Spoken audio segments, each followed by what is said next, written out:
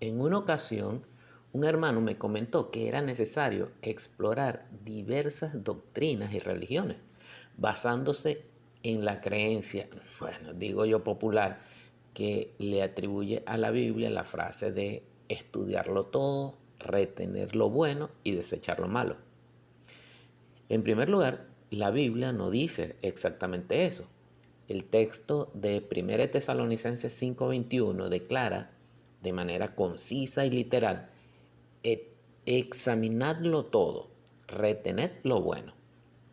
Pero para comprender la verdad detrás de esta exhortación es fundamental examinar el uso de la palabra todo en las Escrituras.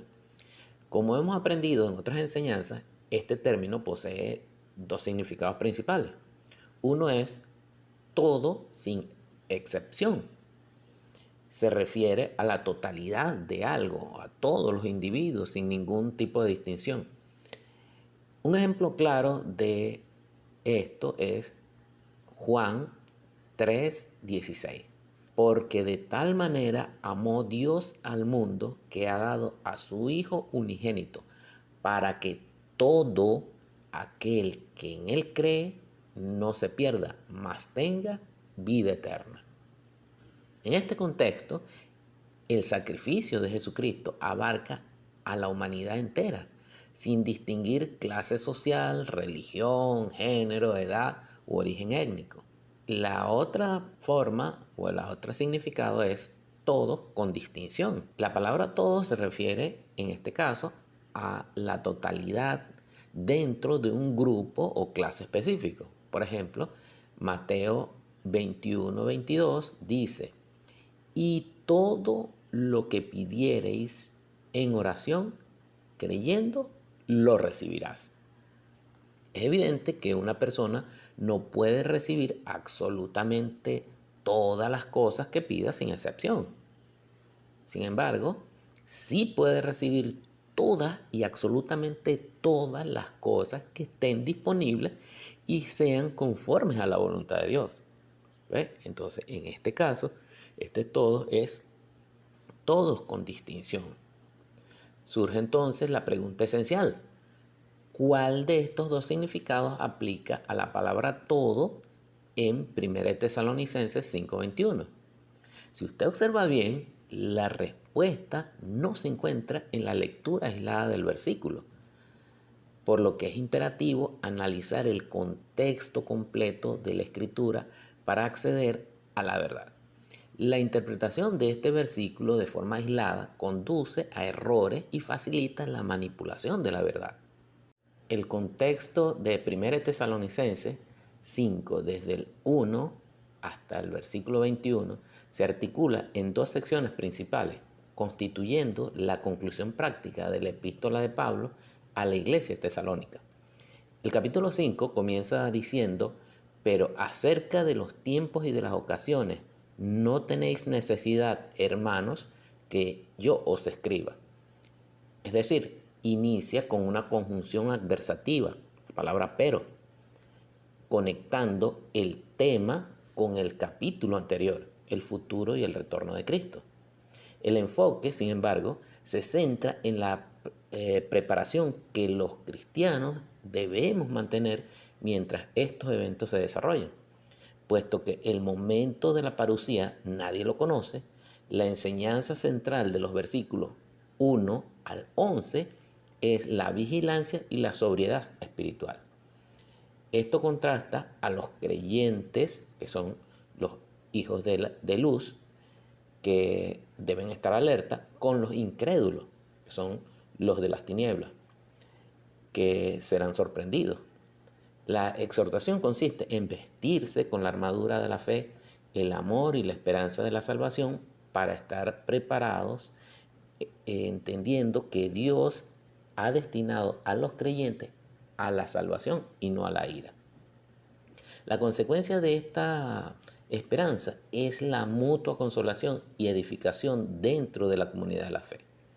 A partir del versículo 12, el contexto cambia a una serie de mandatos directos que resumen las responsabilidades de la vida cristiana en comunidad. Los versículos del 12 y 13 instruyen a la congregación a reconocer, respetar y tener en alta estima a sus líderes espirituales por el trabajo que realizan. Los versículos 14 y 15 dan directrices específicas para tratar a diferentes tipos de personas en la iglesia, como amonestar a los ociosos, alentar a los de poco ánimo, sostener a los débiles, tener paciencia con todo, evitar la venganza, que es no pagar mal por mal, y siempre buscar el bien para todos.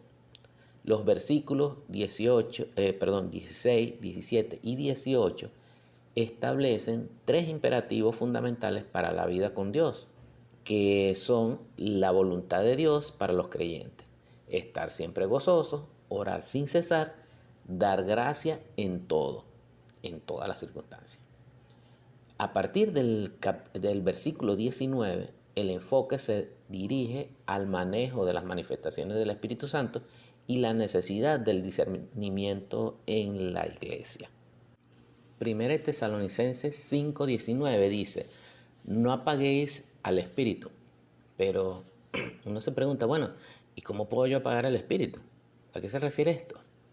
Bueno, apagar el Espíritu se refiere a no edificar ni hacer crecer el Espíritu Santo recibido cuando uno confesó a Jesucristo como su Señor y Salvador, según Romanos 10:9 y 10. Esto es no edificarse espiritualmente, lo cual se relaciona con la práctica de hablar en lenguas en la vida privada de oración, ya que el que habla en lengua a sí mismo se edifica, como dice 1 Corintios 14:4, y no habla a los hombres sino a Dios, 1 Corintios 14:2. Por cierto, en 1 Corintios 14:4, ahí dice, en el texto de la versión Reina Valera, dice el que habla en lengua extraña, pero la palabra extraña no está en el texto griego, ¿no? Esto fue añadida, es el que habla en lengua, ¿no? Bueno, dicho esto, continuamos. Bueno, entonces, no apagar entonces el espíritu es no impedir el hablar en lengua en la vida privada de oración. Luego, en 1 Tesalonicenses 5:20 dice: no menospreciéis las profecías. La profecía es una manifestación del don de Espíritu Santo que comunica un mensaje de Dios a la congregación. Por ende, no menospreciar las profecías implica valorar los mensajes inspirados. Al observar los versículos 19, 20 y 21 en diversas versiones bíblicas, se evidencia una conexión clara que no se percibe claramente en la versión Reina Valera. Es necesario leer los versículos 20 y 21 conjuntamente para una comprensión clara. En la nueva versión internacional dice, 1 Tesalonicenses 5, 19 y 20 al 21, dice: no menosprecien las profecías, sométanlo todo a prueba, aférrense a lo bueno. En la nueva versión viviente, en la nueva traducción viviente, perdón, estos versículos dice: no apaguen el Espíritu Santo, no se burlen de las profecías, sino pongan a prueba todo lo que se dice, retengan lo bueno. En la en la Biblia textual tercera edición, estos versículos dicen: no apaguéis al Espíritu, no menospreciéis las profecías, sino examínenlo todo, retenen lo bueno. Y en el interlineal griego-español dice: el Espíritu no apaguéis, las profecías no menospreciéis, y todas las cosas examinad, retened lo bueno. A la luz de este contexto, la palabra griega panta, traducida como todo o todas las cosas, en 1 Tesalonicenses 5:21, se refiere específicamente a todas las cosas que se reciben como profecía en la reunión de los creyentes. Se trata de un todo con distinción. El mandato, por tanto, es examinar cuidadosamente cada declaración presentada como profecía, sin caer en la aceptación ciega ni en el rechazo automático. Pablo exhorta a examinar estas manifestaciones con un criterio bíblico, haciendo pasar toda profecía por el tamiz de la exactitud de la palabra de Dios. Un ejemplo práctico de cómo gestionar la información recibida se encuentra en Hechos 17, versículos 10 y 11. Inmediatamente, los hermanos enviaron de noche a Pablo y a Silas hasta Berea. Y ellos, habiendo llegado, entraron en la sinagoga de los judíos. Y estos eran más nobles que los que estaban en Tesalónica, pues recibieron la palabra con toda solicitud, es decir, con gozo, con entusiasmo, escudriñando, ¿ves? Es lo mismo, la misma palabra, examinando cada día las escrituras para ver si estas cosas eran así.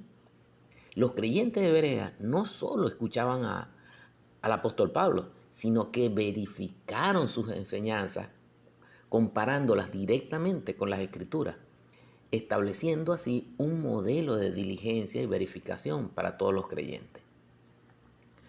Para poder discernir lo bueno, el único camino es escudriñar las escrituras y cotejar la veracidad de las cosas con ellas. Examinarlo todo, retener lo bueno, no es una invitación a acumular enseñanza de múltiples religiones, no, formando una gran sopa de doctrina. Al contrario, la palabra de Dios nos insta más bien a mantenernos firmes en la doctrina que está conforme a su exactitud. Según de Tesalonicenses 2:15 dice, así que, hermanos, estad firmes y retened la doctrina que habéis aprendido, sea por palabra o por carta nuestra. Tito 1:9 advierte, retenedor de la palabra fiel tal como ha sido enseñada, para que también pueda exhortar con sana enseñanza y convencer a los que contradicen. La falta de firmeza en la doctrina verificada nos convierte en creyentes veletas, como le llamo yo, fluctuantes en su fe, tal como advierte Efesios 4:14, para que ya no seamos niños fluctuantes, llevados por doquiera de todo viento de doctrina, por estratagema de hombres que para engañar emplean con astucia las artimañas del error. Así que, hermanos, amados en el Señor, la exhortación final es clara. Debemos estudiar la palabra de Dios y contrastar toda la información con la verdad contenida en ella. Solo así tendremos la capacidad de retener lo bueno y descartar con el tamiz previsto por la palabra de Dios lo que no edifica o no es verdadero. Dios te bendiga grandemente en Cristo Jesús.